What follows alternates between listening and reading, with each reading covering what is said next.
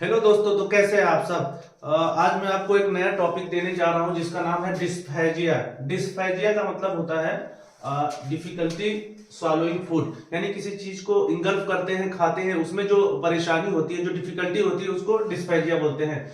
तो टॉपिक शुरू करने से पहले आप लोग सबसे पहले मेरे यूट्यूब चैनल @Dr.Malik123 को सब्सक्राइब कर ले। अगर आप लोग नए नए हैं, मेडिकल नया नया सीख रहे हैं, आप लोग डॉक्टरी नई नई सीख रहे हैं, आप लोग फार्मेसी कर रहे हैं, आप लोग पैरामेडिकल कोर्सेज कर रहे हैं, नर्सिंग कोर्सेज कर रहे हैं, तो आपको जनरल प्रैक्टिस आना जरूरी है।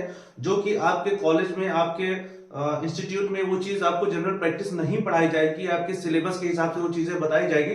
तो मैं आपको सिखाऊंगा और आपको प्रैक्टिकली नॉलेज बताऊंगा कि जनरल प्रैक्टिस करते कैसे, और diagnosis, definition, symptom, differential diagnosis, investigation, treatment होता क्या है। तो आपको बेसिक बेसिक बताऊंगा कि आप पैरामेडिकल के स्टूडेंट हैं तो भी आप प्रॉपरली सीख सकते हैं। ओके, तो चलिए शुरू करते हैं। डिस्फेजिया, डिस्फेजिया का मतलब होता है किसी चीज को, एक आसान भाषा में समझिए, अगर किसी चीज को हम खाते हैं और निगलने में जो गले में तकलीफ होती है, मुंह से लेके और स्टमक के हिस्से तक, इसोफेगस में, उसको हम लोग डिस्फेजिया बोलते हैं, यानी डिफिकल्टी होती है स्वॉलोइंग करने में, किसी चीज को इंगल्फ करने में। ठीक है, तो ये हो गया आपका डिफिकल्टी स्वॉलोइंग हो गया।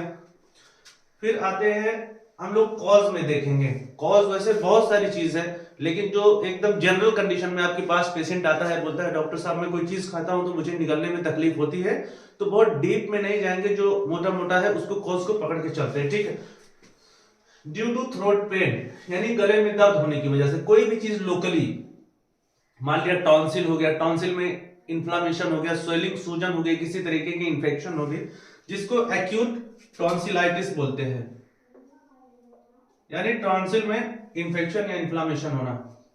फिर फेरिंजाइटिस, फेरिंग्स में होना, इन्फ्लामेशन होना। लैरिंजाइटिस, लैरिंग्स में इन्फ्लामेशन होना।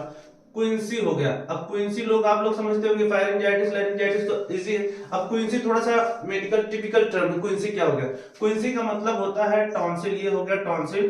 पेरिटॉन्सिलर एब्सेस, यानी टॉन्सिल की चारों तरफ ऐसा एब्सेस हो जाना, किसी तरीके का थोड़ा इन्फेक्शन हो जाना, उसको जो है पक जाता है, उसको हम लोग क्या बोलते हैं, क्विंसी। व्हाइट व्हाइट कोटेड हो जाता है इन्फेक्शन का। ठीक है, फिर ईसोफेजाइटिस, ईसोफेगस के रास्ते में स्वेलिंग होना, इन्फ्लामेशन होना, इसको ईसोफेजाइटिस बोलते हैं। और ईसोफेगल स्टिंक्चर होना, जैसे कि आप लोग देख रहे हैं यहाँ पे, ये हो गया ईसोफेगस, ये हो गया ईसोफेगस, ये हो गया स्टमक, ये हो गया ड्यूडेनम। अब ईसोफेगल स्टिंक्चर होता क्या है, ये ईसोफेगस के रास्ते में यहाँ आया, और ये जो ईसोफेगस की जो नली है ये पतली हो जाती है दोनों तरफ से, रास्ता कम हो जाता है ईसोफेगस में खाना निकलने में। यहाँ पे क्या करता है, ये थ्रोट में फंसने लगता है, इसको ईसोफेगल स्टिंक्चर बोलते हैं। और एक होता है हिएटस हर्निया। अब हिएटस हर्निया क्या होता है, यहाँ पे तो नली पतली हो गई, ठीक है, ये नली एक पतली हो गई, तो आपको हो गया, ये हो गया स्टिंक्चर, यही जिस जस्ट अपोजिट हो गया हिएटस हर्निया में। ये जो ईसोफेगस है ये बाहर की तरफ ऐसे फूल जाता है, ये इधर से, ये हो गया हिएटस हर्निया,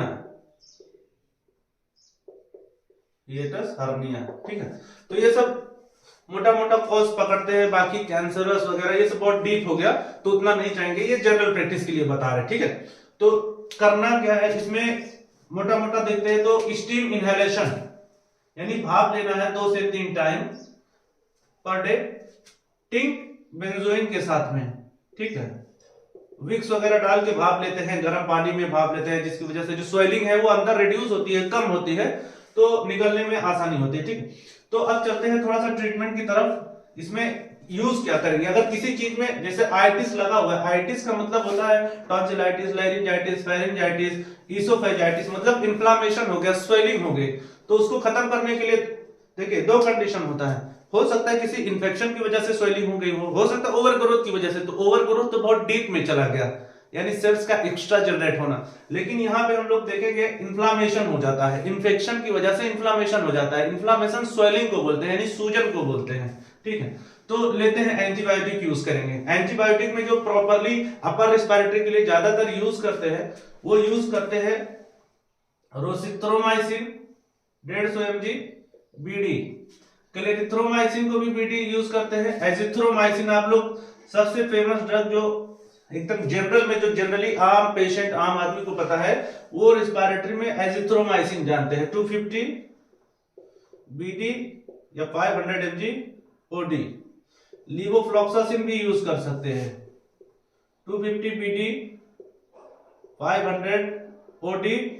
आजकल जो चल रहा है अपर रेस्पिरेटरी के लिए लीवोफ्लॉक्सासिन, वो 750 mg ओडी डोज चल रहा है, ठीक है। उसके अलावा सेफिक्सिम यूज करते हैं, एमॉक्सिसिलिन, पोटेशियम क्लोरिक एसिड यानी ऑगमेंटिन, मॉक्सिकाइंड, सीबी जैसी दवाओं का इस्तेमाल करते हैं। सेफोटॉक्सिन का यूज करते हैं 200 एडल्ट डोज में mg/bd, सेफिक्सिम 200 mg/bd यूज करते हैं। अब कुछ जगहों पर लीवोफ्लॉक्सासिन के साथ में डॉक्सीसाइक्लिन यूज करते हैं, डॉक्सीसाइक्लिन 100 mg/bd।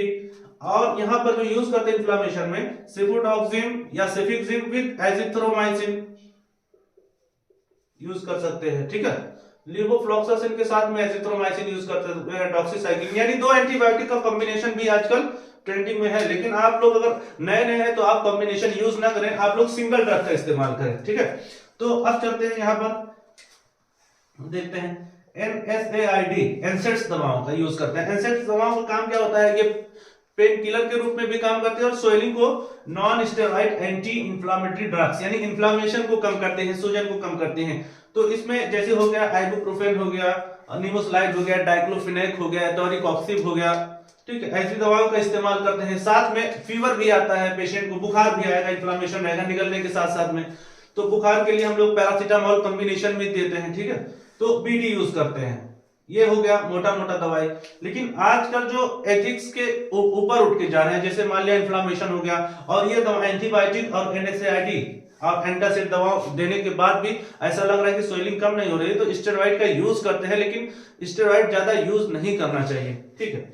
तो अगर साथ में कफ भी आ रहा है, इन्फ्लामेशन होने, जैसे अपर रेस्पिरेटरी में इन्फेक्शन होने के बाद में, अपर रेस्पिरेटरी मतलब होता है कि लंग्स यानी ट्रेकिया और इसोफेगस के रास्ते में, यानी अगर इसोफेगस में इन्फेक्शन हो रहा है तो जाहिर सी बात है ओरल कैविटी में, ओरल कैविटी और जो अपर रेस्पिरेटरी जो होगा वहां में इन्फेक्शन होगा। तो ऐसे कंडीशन में अगर कफ भी आता है साथ में तो म्यूकोलाइटिक यूज करते हैं और एक्सपेक्टोरेंट और म्यूकोलाइटिक। एक्सपेक्टोरेंट मतलब ये होता है ऐसी दवा जो कफ को बाहर निकाल दे।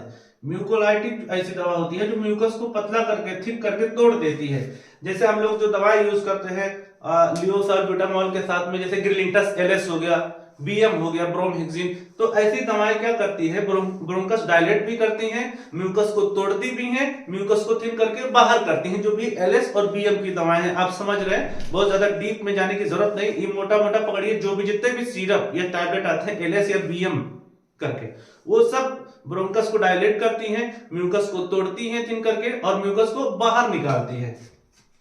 तो ऐसे कंडीशन में क्या करता है, डिस्पेजिया, यानी अगर फूड निकलने में डिफिकल्टी हो रही है तो सॉफ्ट डाइट यूज करना है, जो एकदम सॉफ्ट डाइट हो, मुलायम। लिक्विड डाइट देना है, मिर्च मसाला नहीं देना है, फ्राइड फूड, ऑयली फूड और स्पाइसी नहीं देना है। गार्गर करवाना है, वार्म वाटर सॉल्ट यानी नमक पानी का गलाला करना है, जो आजकल आप लोग भी जानते हैं। बीटाडीन के साथ भी गार्गर करा सकते हैं, ठीक है। अगर पेनफुल रेट्रोस्टर्नल बर्निंग हो रहा है, यानी अगर खूब ज्यादा जलन हो रहा है और यहाँ पे वापस जा रहा है, जलन हो रहा है स्टमक से निकल के इसोफेगस में, बहुत ज्यादा दर्द के साथ में, ठीक है, तो सॉफ्ट डाइट और ज्यादातर दूध का इस्तेमाल करना है ताकि लेयर बना ले। और बहुत ज्यादा जब मिर्च मसाला रहेगा तो ये अंदर से जो है ये जलन करेगा, कट सकता है इसोफेगस की नली और ज्यादा खराश आ सकता है। तो ऐसे सॉफ्ट डाइट इस्तेमाल करना है मिल्क के साथ में। हॉट गर्म चीजों को अवॉइड करना है, नहीं तो वो इसोफेगस के रास्ते को और ज्यादा छील देगा, तो गर्म चीजों को अवॉइड करना है। अब यहाँ पे करते क्या है, इंजेक्शन न्यूरोबियान यूज करेंगे, मल्टीविटामिन इंजेक्शन यूज करेंगे ओडी डोज में 5 डेज के लिए। इसके बहुत सारे फायदे हैं मल्टीविटामिन यहाँ पर यूज करने में। पहली चीज तो होता है इम्यूनिटी देगा बीमारी से लड़ने के लिए।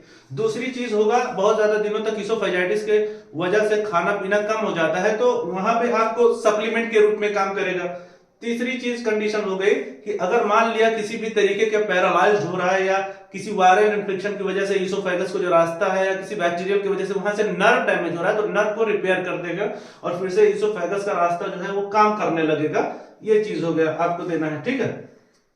अब सिरप यूज करना है म्यूकेन जेल। म्यूकेन जेल में एंटासिड होता है और एनेस्थेटिक प्रॉपर्टी होती है, यानी गैस को कम करेगी और एनेस्थेटिक होने के नाते जो दर्द होता है वहां पे रास्ते को लेयर बना के वहां पे सुन्न कर देगी, जो कि दर्द नहीं होगा और एसिड को भी रिफ्लक्स नहीं होने देगा, यानी तेजाब को ऊपर नहीं चढ़ने देगा। तो हो गया म्यूकेन जेल हो गया। ये म्यूकेन जेल को 10 ml दिन में 3 बार यूज करते हैं, खाने से आधा घंटा पहले। सिरप MVI भी यूज करेंगे, ठीक है। अब यहाँ पे आते हैं, दूसरा कंडीशन ये हो गया। अब दूसरा जो ट्रीटमेंट यूज करेंगे टैबलेट फॉर्म में, वो एंटासिड यूज करेंगे। रेनिटिडीन, फेमोटिडीन, ओमेप्राजोल, रेबिप्राजोल, जितना भी एंटासिड है उसमें से कोई भी दवा यूज कर सकते हैं। लेकिन अगर जहां तक रिजल्ट देखा गया है प्रैक्टिकली, तो अगर डिस्पेजिया का कंडीशन है तो रेनिटिडीन ज्यादा बेस्ट रहेगा, ठीक है। तो रेनिटिडीन ज्यादा बेस्ट रहेगा। और प्रोकाइनेटिक ड्रग यूज करेंगे, जिससे मूवमेंट जो है, जैसे डिस्फेजिया है तो मूवमेंट जो है इसोफेगस का ऊपर की तरफ ना बल्कि और नीचे जब बढ़ाएगा तो निकलने में आसानी होगी। इंटेस्टाइन को, आंतुक मूवमेंट को आगे करेगा, फॉरवर्ड करेगा और इजीली रहेगा निकलने में। तो प्रोकाइनेटिक ड्रग यूज करते हैं लाइक डोमपेरिडोन, मेटोक्लोप्रामाइड। ये आंतुक मूवमेंट को बढ़ा देता है, जो कि डिफिकल्टी नहीं होने देता है। डिस्फेजिया में आपको रिलीफ होता है, एक तो निकल नहीं पा रहे हैं, मुश्किल से निकल रहे हैं तो आगे बढ़ नहीं पा रहा है, तो ऐसे कंडीशन में प्रोकाइनेटिक ड्रग यूज करेंगे। और आइटोप्राइड, लियोसल्प्राइड, मोजाप्राइड जैसी दवाओं का भी इस्तेमाल करेंगे, जो कि आंतों की मूवमेंट को आगे की तरफ कर देता है। अब यहां पर हम लोग एक पॉइंट मिस कर जाते हैं। तो यहाँ पे हमने इन्फेक्शन, इन्फ्लामेशन सब देख लिया, और जो हम एक पॉइंट मिस करते हैं यहाँ पे, वो सोचने वाली बात यह है कि आपको पता है कि पता होना चाहिए कि ईसोफेगस की जो नली होती है, जो खाने की नली होती है, ईसोफेगस हो गया, स्टमक हो गया और ये डियोडेनम, जो खाने की नली होती है, इसमें भी फंगस लग सकता है। फंगस सिर्फ आउटर लेयर या स्किन पर ही नहीं होता है, जिसको आदमी लोग मोटा मोटा पकड़ते हैं तो उसको दांत बोलते हैं, जो फंगल होता है। तो फंगल अंदर म्यूकस लेयर में भी हो सकता है, वो ईसोफेगस हो, इंटेस्टाइन हो, स्टमक हो, कहीं भी हो सकता है। तो यहाँ पे हम लोग सब ट्रीटमेंट करके और कैंडिडियासिस को छोड़ दे रहे हैं।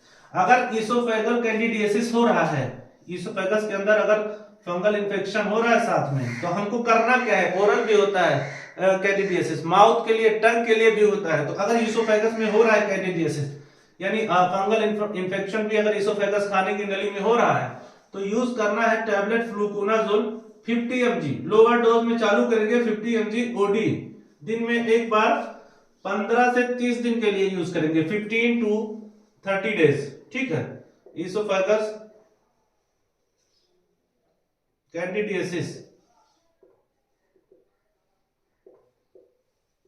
यूज करेंगे, ठीक है। अगर रिफ्लक्स ईसोफेजाइटिस होता है, अगर खाना रिफ्लक्स करता है, यहां से ऊपर जाता है, रिफ्लक्स ईसोफेजाइटिस या हिएटस हर्निया। हिएटस हर्निया आपको बताया था, ईसोफेगस के रास्ते में से बुल्ला की तरह बन जाता है, इसे फूल जाता है आउटर उसमें, ठीक है।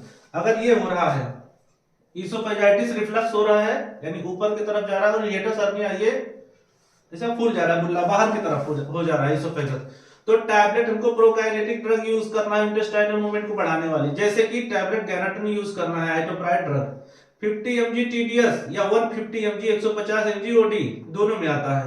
ये 15 डेज के लिए यूज करना है, क्योंकि इसको चढ़ने नहीं देना है। जब प्रेशर कम होगा नीचे की तरफ आएगा पूरी चीजें और हाथों की मूवमेंट आगे होगी, तो ये ऊपर प्रेशर नहीं करेगा, जिससे हिएटस हर्निया पे, ईसोफेगस पे प्रेशर नहीं होगा, तो धीरे धीरे ये अंदर जाने की कोशिश करेगा, अंदर होगा। डोंट लाई डाउन, नीचे होके एकदम नहीं सोना है, खाने के बाद लेटना नहीं है कि खाए और फटाक से लेट गए, नहीं तो ऊपर चढ़ेगा। इसको डाइजेस्ट होने देना है फूड को, ताकि ये आगे की तरफ बढ़ ले, ठीक है।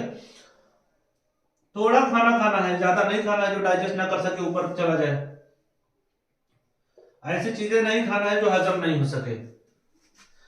हेड हाई पोजीशन रखना है नाइट में, चारपाई है, इधर सर है, तो हेड को हाई पोजीशन में रखना है। जो पावा होता है चारपाई का या बेड होता है, नीचे ईंट पत्थर कुछ तो लगा लेना है, जिसकी वजह से ये प्रॉप्ट अप हो जाए, पोजीशन ऊपर की तरफ हो जाए, जिसकी वजह से वो एसिड चढ़े ना, अगर हेड लो रहेगा तो वो वापस से इसोफेगस, चूंकि इन्फ्लामेशन होने के नाते इसोफेगस में उतना कैपेसिटी नहीं रह गया है कॉन्ट्रैक्ट और रिलैक्स होने का, तो वो वापस जाने लगता है, काफी मूवमेंट भी कम हो जाता है बहुत सारे कारण की वजह से। तो सर को ऊपर की तरफ रखना है और सिर्फ तकिया नहीं लगा लेना है सर के नीचे, नहीं तो कैसा रहेगा, सर्वाइकल स्पॉन्डिलोसिस लाइसिस होने के चांसेस रहेगा, जो वर्टाइगो गिडनेस ये सब होने लगेगा, वो आगे का टॉपिक है। तो सर के नीचे तकिया नहीं तो गर्दन भी करने लगेगा। एक बात याद रखना, प्रॉप्टअप करना है, यानी बेड के नीचे पीछे सर वाले हिस्से पे नीचे ईंट कुछ तो लगाना है, ईंट वगैरह, ताकि आधा बेड ऊपर की तरफ हो जाए, ऐसा क्रॉस पोजीशन में, ठीक है। तो ये पॉइंट नोट कर लेना। ओबेसिटी अगर है, मोटापा है, तो उसको कम करना है। टाइट बेल्ट या क्लॉथ नहीं लेना है जिसकी वजह से स्टमक पे प्रेशर आए। इस पे प्रेशर आएगा स्टमक में तो ये चीजें ऊपर करेगी और मूवमेंट कम हो जाएगा, ठीक है। अगर कोलिकी रेट्रोस्टर्नल पेन हो रहा है, ठीक है,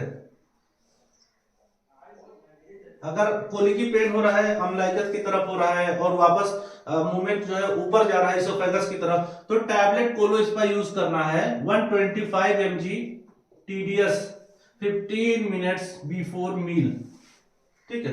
अब इन्वेस्टिगेशन में हम लोग देखेंगे डिस्फेजिया की इन्वेस्टिगेशन में क्या क्या है। बैरियम मील स्वैलोइंग एक तरीके का केमिकल होता है जो कि स्वैलो करना पड़ता है, एक तरीके का केमिकल होता है जो कि बैरियम मील जो कि स्वैलो करते हैं। तो स्वैलो करने के बाद इसोफेगस में वो बैरियम जो है वो आता रहेगा और लाइव एग्जामिन करते हैं, इसका जो एक्सरे लाइव करते हैं रेडियोग्राफी, तो देखते रहते हैं कि बैरियम कहां से चिपक के आ रहा है, कहां रुक रहा है, तो इससे पूरा इमेजरी होता है। ये बैरियम मील स्वैलोइंग हो गया। लैरिंजोस्कोपी, लैरिंग्स में स्कोप डाल के चेक करते हैं। इसोफेगोस्कोपी, इसोफेगस में स्कोप डाल के चेक कर सकते हैं। और अगर पेशेंट को लग रहा है कि सॉलिड फूड इंगल्फ नहीं कर पा रहा है और सिर्फ सॉफ्ट लिक्विड डाइट ही ले रहा है, लिक्विड ही इंगल्फ कर रहा है, तो जनरल प्रैक्टिस में होना क्या है कि आपको केस लेना नहीं बल्कि आपको रिफर करना है सर्जन के पास जो कि अच्छे से एग्जामिन करेगा और प्रॉपर ट्रीटमेंट करेगा। तो अगर आपको जनरल प्रैक्टिस सीखना है तो आप जुड़े रहिए मेरे चैनल से @Dr. Malik 123 यूट्यूब पर फॉलो करें। थैंक यू, धन्यवाद, जय हिंद दोस्तों।